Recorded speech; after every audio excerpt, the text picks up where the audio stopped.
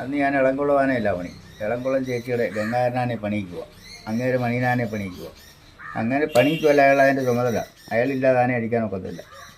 അതാ പുലിയന് പാട്. നല്ലൊരു പണിക്കാരനാണ് അന്നത്തെ കാലത്ത്. കണ്ടാൽ നല്ല ശരീരമാണ്.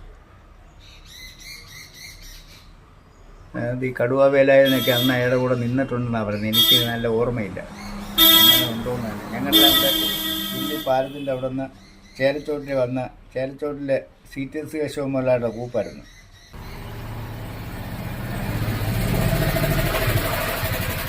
അന്ന് നല്ല കിഴക്കേറിൻ്റെ ആന പണിയുന്നത്, കിഴക്കേറിൻ്റെ ആന, കല്ലമ്പറമ്പിലാന, ഇളംകുളം ആന, ഈ മുണ്ടുപാലത്തിൻ്റെ ചെറുക്കൻ്റെ മണിയനാണ്.